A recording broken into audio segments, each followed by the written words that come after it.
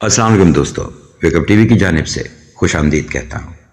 اس وقت ہمارا معاشرہ ایک ایسے دلدل میں پھنستا جا رہا ہے جہاں سے نکلنا بہت ضروری ہے۔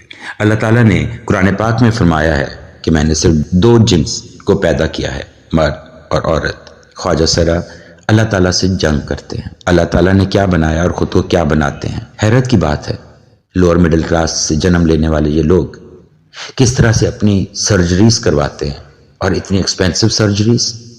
سوچنے کی بات ہے نا، آخر یہ پیسہ کہاں سے آ رہا ہے، یا یہ پیسہ کون لگا رہا ہے؟ حکومت کو اس پہ ضرور نظر رکھنی چاہیے، بلکہ ہمیں بھی۔ ہمارے ارد گرد اگر اس طرح کے لوگ موجود ہوں تو ذرا غور کیجئے۔ پولیس کی سرپرستی میں نشہ و ادویات کا بیوپار کرتے ہیں، جو کہ ہمارے معاشرے کو تباہی کی طرف لے کے جاتا ہے۔ پنجاب، سرحد، بلوچستان، سندھ اسپیشلی کراچی، لاہور، سیالکوٹ، گوجرانوالا، پنڈی، فیض آباد مین جگہیں ہیں۔ ایک سوچی سمجھی اسکیم کے تحت کچھ این جی اوز پیسہ لگا رہے ہیں۔ کچھ عرصہ قبل مبشر لقمان کا ایک پروگرام دیکھنے کا اتفاق ہوا، جو کہ 2011 میں ریکارڈ ہوا تھا۔ تو اس میں انہوں نے ایک چیز بولی تھی کہ امریکن ایمبیسی نے پارٹی رکھی تھی اسلام آباد میں، جس میں اس نے ہم جنس پرستوں کو انوائٹ کیا تھا، اور اس کے بعد ایک دم سے ہمارے معاشرے میں یہ لوگ سرگرم عمل ہو گئے اور انہوں نے اپنی جڑیں مضبوط کرنا شروع کر دی۔ سیاسی طور پہ بھی یہ سرپرستی کی جا رہی ہے، جس طرح سے نوجوان نسل میں نشاور چیزوں کی ترسیل ان کے تھرو کی جا رہی ہے۔ اگر یہ آپ کے ارد گرد کہیں پہ رہ رہے ہیں تو یہ یاد رکھیے کہ وہ آپ کی نسل کو، آپ کے بچوں کو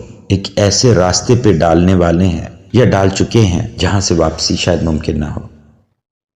آپ لوگوں کو سمجھنا چاہیے، آنکھیں کھول کے رکھیں، صرف سوچئے کہ ان کے پاس یہ پیسہ آ کہاں سے رہا ہے، ان کو پیچھے سے سپورٹ کہاں سے مل رہی ہے۔ اگر آپ یہ سوچیں گے، ایک middle class, lower middle class کا لڑکا اٹھتا ہے اور وہ خواجہ سرا بنتا ہے، اور پھر ایک دم سے وہ اپنے گھر، بنگلے، گاڑیاں سب کچھ بنا لیتا ہے، وہ پیسہ آ کہاں سے رہا ہے؟ اس پہ ضرور سوچئے گا۔ اس کے ساتھ ہی مجھے اجازت دیجیے۔ اللہ حافظ۔ پاکستان زندہ باد۔